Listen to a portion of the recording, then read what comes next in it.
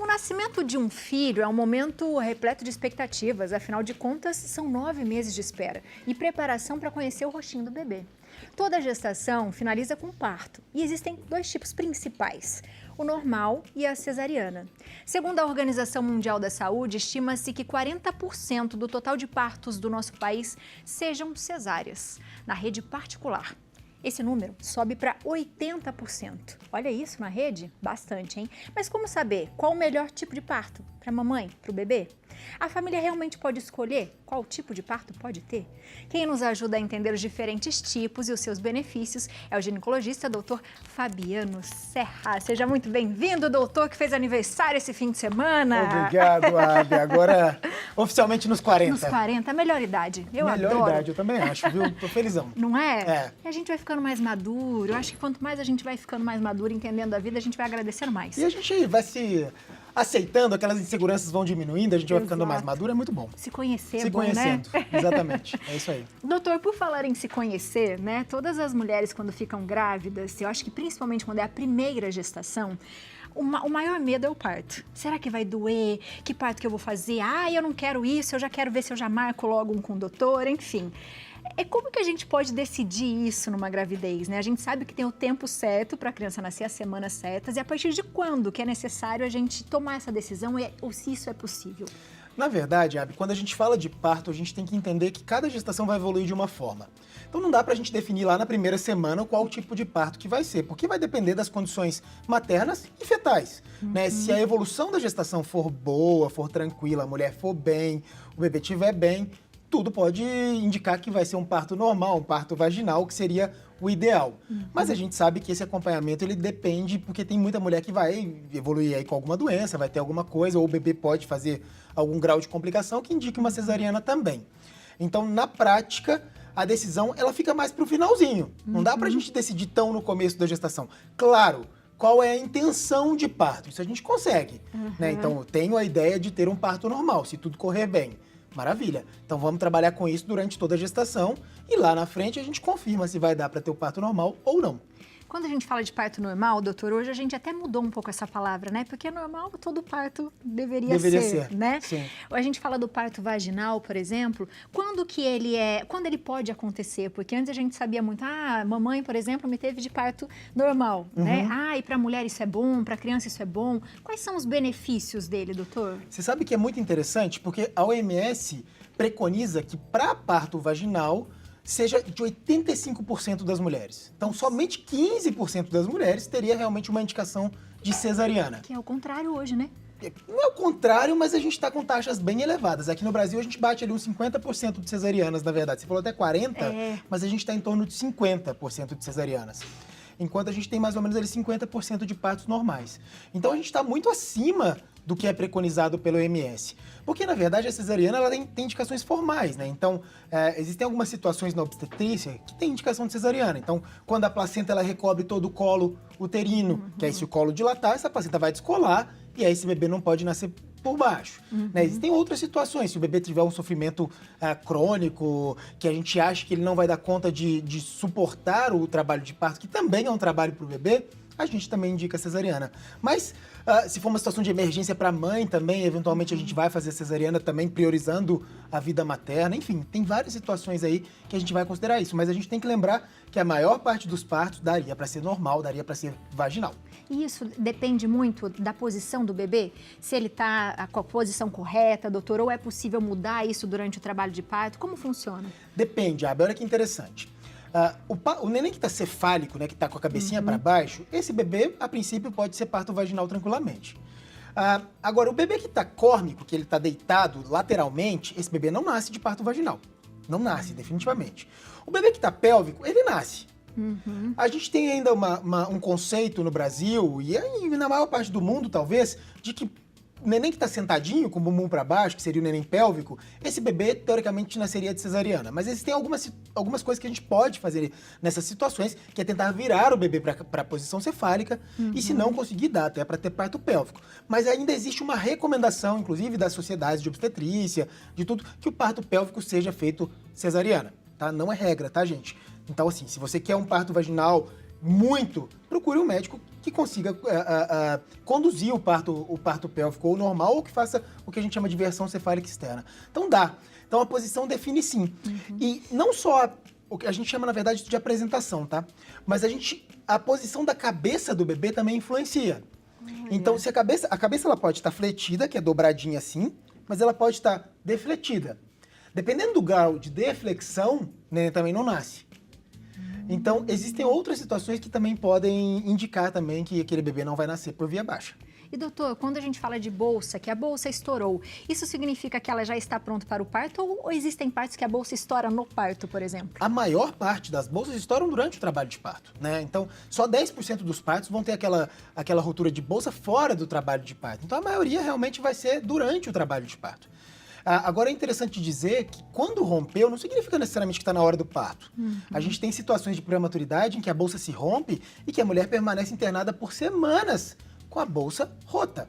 Então isso é até mas a bolsa rompeu, não tem que nascer, não vai dar infecção, não vai...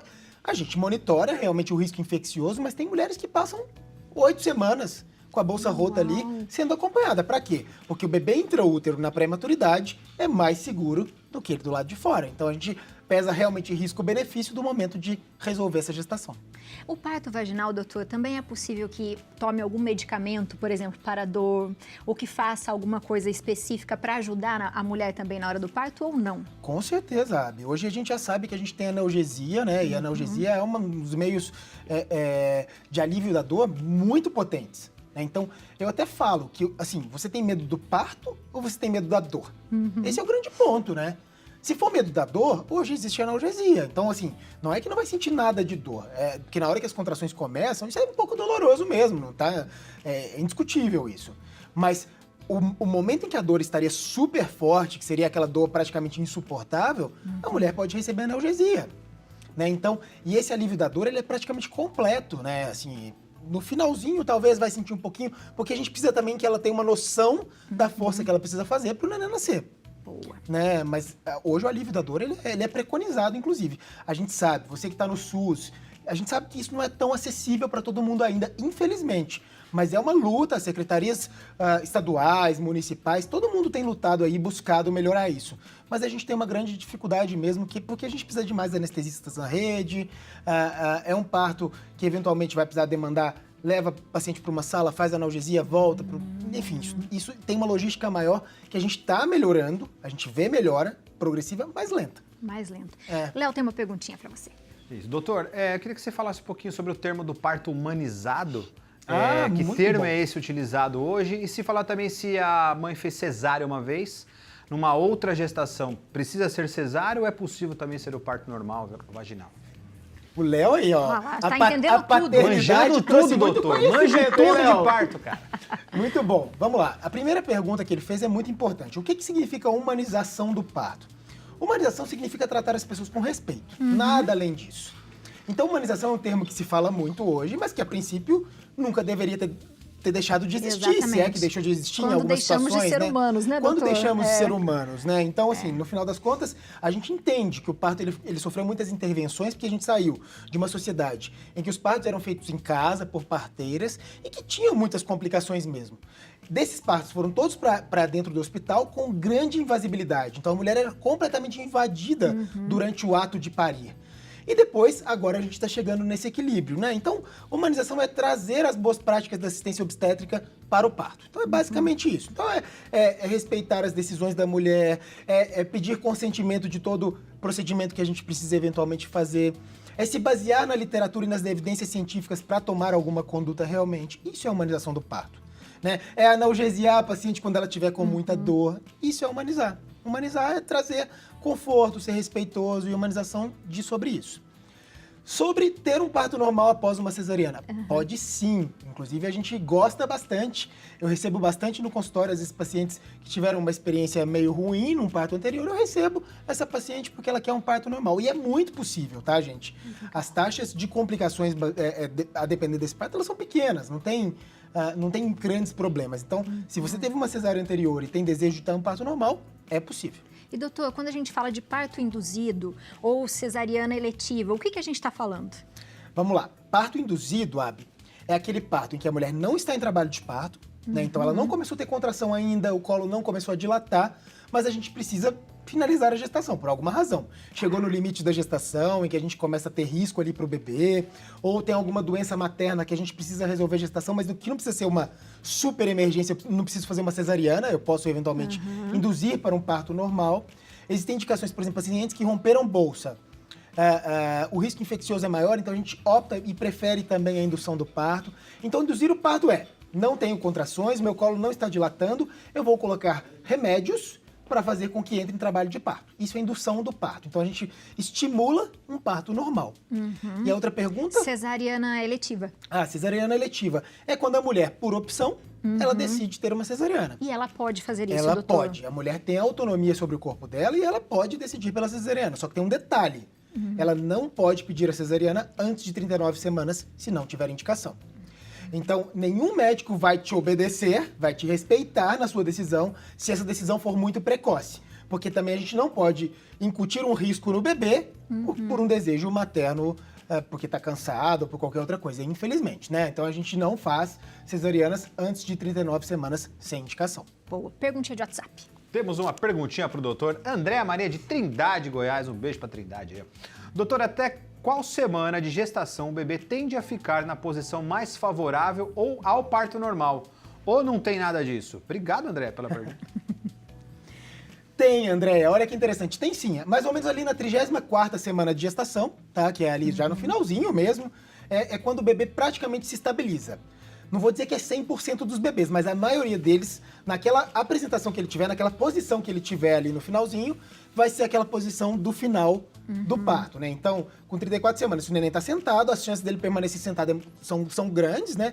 E se ele estiver com a cabecinha para baixo, a chance dele permanecer com a cabecinha para baixo também é grande. Mas eu sempre oriento uma coisa, se vai ser um agendamento de cesárea, por exemplo, por uma apresentação pélvica, o neném tá sentado. No SUS, muitas vezes, o que a gente orienta? Às vezes a paciente quer parto normal, etc e tal, e a gente agenda a cesárea por o neném tá sentado. A gente sempre orienta nesses casos que se ela chegar na maternidade e o bebê estiver virado, porque acontece. Entre 34 e 37 semanas, em algumas situações isso pode acontecer espontaneamente. E aí, nesse caso, a gente vai respeitar e vai tentar o parto normal também. E lembrando que a gente também tem a versão cefálica externa, que é uma possibilidade para aqueles nenéns que estão sentados e mulheres que querem parto normal. Doutor, quando a gente fala de parto normal, entre os benefícios dele, por exemplo, como a recuperação das mulheres, a gente pode prevenir, por exemplo, algumas doenças, por exemplo, alérgicas, diabetes, ou não tem nada a ver uma coisa com a outra? Diabetes não, Abi, mas a gente sabe que quando o bebê passa pelo canal de parto, existem algumas situações que são bastante interessantes. Primeiro que ele é colonizado pela flora bacteriana materna e isso garante uma certa proteção a esse bebê. Segundo que com a pressão da vagina, durante o canal de parto, né, como um todo, o líquido que está no pulmão do bebê, ele é jogado para fora. E ao jogar esse líquido para fora, esse neném tende a fazer menos desconforto respiratório do que um bebê que nasce de cesariana. Então, tem alguns benefícios associados a isso, sim. Por exemplo, o leite também costuma descer melhor naquelas pacientes que entraram em trabalho de parto. Então, pode ser que ela teve uma cesariana, mas estava em trabalho de parto. Então, o leite vai descer também, porque ela estava em trabalho de parto. Isso é o mais importante. Se for uma cesariana eletiva, pode ter um pouquinho mais de dificuldade de amamentar. Então, a gente sabe que existem muitos benefícios. E para a mulher, poxa, eu tô falando de um parto que às vezes... eu brinco, as pacientes às vezes falam assim, nossa, é difícil o parto normal, né? É difícil o trabalho de parto, mas depois acabou, não tem nada, não tem... E como a episiotomia hoje, que é aquele corte que se faz na vagina, praticamente não se faz mais, né, ou não doutor? deveria ser feito mais, a mulher termina, às vezes, muito bem, mas muito bem mesmo. Ela já levanta, já cuida do seu bebê, já toma seu banho. Claro, com assistência no começo também para cuidar, para não deixar cair. Mas ela fica muito bem. Enquanto na cesariana, ela pode ter uma dor pós-operatória, pode ter mais dificuldade, o intestino pode demorar a funcionar, tem outros fatores aí que podem contribuir. Ela tem um risco de infecção maior. Por causa dos pontos, por né, causa doutor? dos pontos, tem risco dos pontos abrirem, tem outras complicações que podem aparecer. Boa, a gente tem um depoimento aqui, vamos assistir. Vamos. Oi, gente, meu nome é Tatiana, sou mãe de um menino lindo chamado Vinícius, que nasceu de 715 gramas, 26 semaninhas, para ser mais exata, um cisquinho. E foi realizado cesárea por conta de ter sido um parto às pressas. Mas, Tati, você sempre quis ter cesárea? Sempre quis. Eu sou uma pessoa muito tolerante à dor, mas a dor do parto normal me assustava. Por isso eu sempre quis ter cesárea. E foi um parto muito conturbado diante do contexto. né? De ter nascido, de ter que vir ao mundo muito cedo. E eu tive hemorragia durante o parto, tive pré-eclâmpsia durante a gestação, ou por isso que antecipou o parto. E isso foi muito assustador, né? Durante o parto eu sentia o doutor mexendo em mim, era uma agonia, uma tensão muito grande. Mas no final deu tudo certo, graças a Deus. E fica aqui, eu falo para vocês, mães, querem ter parto normal? Tenham. Querem ter parto cesárea? Tenham. Nós sabemos o que é melhor para o nosso filho e para a gente também, né? E graças a Deus no final tudo deu certo. E é interessante isso que a Tati falou. Muito obrigada, Tati. Sobre as crianças prematuras, né, doutor? Sim. Que acaba acontecendo muito. Você vê, ela teve um quadro que é pré-eclâmpsia, né? Que é um quadro que hoje é a principal causa de morte materna no Brasil. Pré-eclâmpsia e eclâmpsia e as síndromes hipertensivas são as causas principais de morte de mulheres mães aqui no Brasil. Então a gente está falando de uma doença que às vezes é grave. Então você vê que às vezes a indicação da cesariana não é só simplesmente porque o médico quer, ou enfim, a gente tem indicações precisas também para garantir que a mãe fique bem e que o bebê fique bem. Então, nessa situação, era um bebê muito pequeno. O parto vaginal, para essa situação, até poderia ser considerado, mas é um neném muito pequeno. Então, ele corre o risco de fazer o que a gente chama de tocotrauma. Durante a passagem no canal de parto, esse bebê pode sofrer alguma coisinha, porque ele é muito pequenininho. Como ela mesmo disse, é um cisco, né? E ele tem risco de sangramento intracerebral, tem risco de complicações também do parto vaginal. Então, algumas pacientes e alguns... A gente chama de binômio materno-fetal, vai ter indicação de cesariana. Por isso, mulheres, assim, tenham aquela conversa muito especial com o seu médico, né, certeza. doutor? Aquela intimidade, fale os seus anseios, as suas dúvidas, compartilhe isso, partilhe isso com o médico, porque ele sempre vai saber o melhor caminho, né, doutor? E a gente sabe que às vezes a gente quer uma coisa e nem sempre acontece como a gente quer, mas acontece o que precisa acontecer. Então, mas isso aí é eu quero até importante. dar uma dica, Abi, para quem está assistindo a gente. Se você tem um desejo de parto normal, descubra também se o médico que você está passando faz partos normais. Né? Porque às vezes vai cair num médico que não necessariamente ele é um médico que faz muitos partos normais, que acompanha partos normais, né? Então, precisa entender isso também e conhecer, perguntar de outras pessoas que já vieram dali da situação para saber se ali é a melhor escolha, o melhor caminho para você também. Com certeza. Né, Abi? Eu acho que é importante dizer isso. E sobre a Tati falou um negócio que me chamou atenção. Você viu que ela tem medo da dor do parto. Sim. Né? Então, isso sempre me chama atenção, porque, na verdade, no passado, as nossas avós eram submetidas a partos muito traumáticos. E isso veio chegando para todas as nossas gerações atuais como um grande problema, como um grande medo, né? Exato. Então, converse sobre a possibilidade de analgesia também. Às vezes, se seu medo é só a dor, eventualmente você vai conseguir superar isso aí de uma forma tranquila. Lembrando que o parto normal, ele é muito melhor. Mas você será respeitada na sua decisão, independentemente de qual seja. Doutor, muito obrigada. Seja Obrigado, sempre Abi. bem-vindo à nossa casa. Obrigado. Feliz desaniversário. Obrigado. Parentei, agora eu sou um coroa. Tá chique, tá lindíssimo. Você de casa aproveita para seguir o doutor na internet, @Dr. Fabiano Serra, YouTube Dr. Fabiano Elisei Serra e o site doutordrfabianoserra.com.br. Um beijo para você. Obrigado, doutor. pessoal do Santa